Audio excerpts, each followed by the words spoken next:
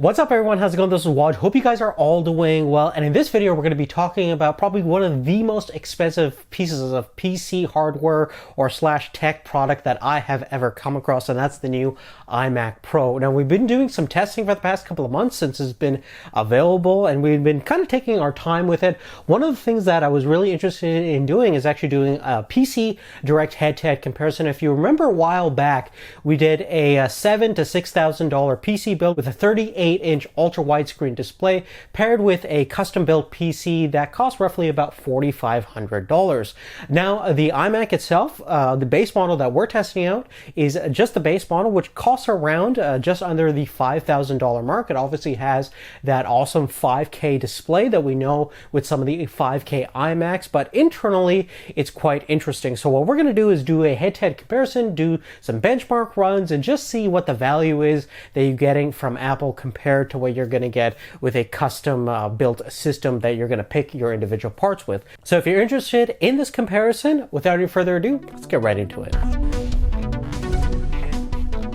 Now firstly, let's talk about the displays on both of these two systems. Now the iMac Pro comes with a native resolution of 5120 by 2880. It's a 5K native resolution display, which is absolutely insane. It's super bright and contrasty as well, and it has a total rating of 500 CDM squared. Versus on the PC side, we're using the LG 38 UC99W, which is a 38-inch 21 by 9 curved display. It has a native resolution of 3840 by 1600. It's not as bright as the iMac display, rated at 300 CDM squared, but from every other standpoint besides the overall contrast ratio and overall quality that you get with the iMac Pro display, I personally like using the ultra widescreen LG monitor. It gives me a more immersive feel, and with the larger overall size and relatively high resolution, I can definitely get a lot out of this kind of setup. I don't have to use multiple monitors. No real scaling is necessary because it's kind of nicely scaled with the overall size, and it's nice to have a 27-inch 5K display, but you can only really use so much of that resolution since it's designed in more of a retina kind of style where your DPI scaling kind of takes over. And although your text definitely looks a lot more crisp and sharper overall, I would still at the end of the day rather have a larger overall workspace so I can do more work, and it definitely feels a little bit more useful coming from my perspective.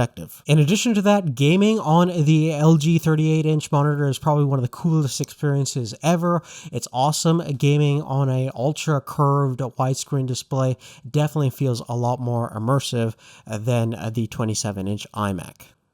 Now, internally, this is where things get kind of interesting. Now, we are testing out the base model unit of the iMac Pro, which is rated at just under $5,000, and it has a Xenon Intel processor. It's a W2140B chip. It has 8 cores, 16 threads, rated at 3.2 gigahertz and can turbo up to 4.2 gigahertz. And on the PC side, we're using actually an AMD Threadripper CPU. It's one of the faster ones at 1950X. It has 16 total cores with 32 threads, and it can turbo actually up to 4.2 gigahertz from a factory setting. You can also overclock it if you so desire with upgraded cooling. And in terms of the cache memory, we actually have double on the iMac Pro side of 40 megabytes opposed to 19 megabytes. Now in terms of RAM, I'm just using 32 gigabytes of DDR4 on the custom built PC. I am going to upgrade later on, and we have pretty much the same amount on the iMac Pro. In terms of graphics cards, the iMac Pro, the version that we have, comes with a Vega 56 GPU, and our PC side has 2 GTX 1080 Ti's in SLI configuration. So in pretty much every standpoint, from a gaming perspective, video editing, you're going to be definitely faster with those two higher end NVIDIA cards than a single Vega 56. Obviously, most people will probably upgrade the GPU on the iMac Pro if they want to do some serious video, photo, and 3D rendering.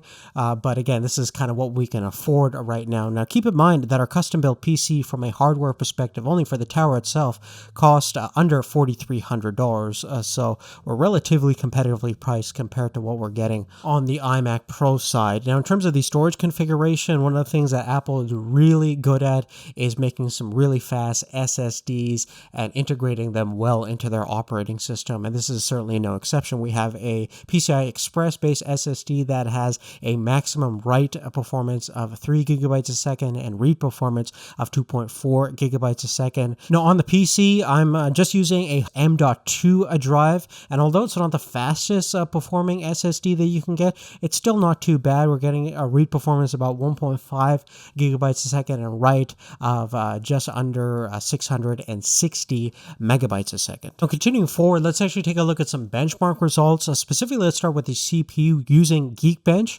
Now, on the iMac Pro side, from a single-threaded performance standpoint, you're getting over 5,100 points compared to 4,500 points on our 1950X. And from a multiple core standpoint, we're getting about 33,000 points on our 1950X versus about 31,000 points on our iMac Pro. Now, one benchmark results that really illustrates the difference between these two processors pretty well is the Cinebench results. So we're getting about 2,987 points on our 1950X, and we're getting about 1,689 points on our iMac Pro with the 8-core processor. So we're almost getting double the performance with double the cores. Now, sometimes benchmark results seem a little bit more arbitrary. Let's actually bring things back into the real world. Something that I do on a frequent basis is do a lot of 4K video editing using Premiere Pro. So an 8-minute 4K file took about 2 minutes 18 seconds to finish exporting on our iMac Pro using Premiere Pro,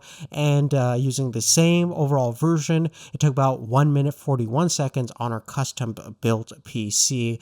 GPU rendering was both enabled in both platforms, so that's a pretty nice little difference there. And using After Effects, again, rendering out a 4K motion graphic file, it took about 38 seconds to finish out on the iMac Pro versus about 33 seconds. So not a huge difference, but still something that you can clearly illustrate on a graph like this. Now, besides that, guys, that's really it. Hopefully you found this video to be interesting. Let me know what you guys think of the comparison down below. Give us a thumbs up if you like this video.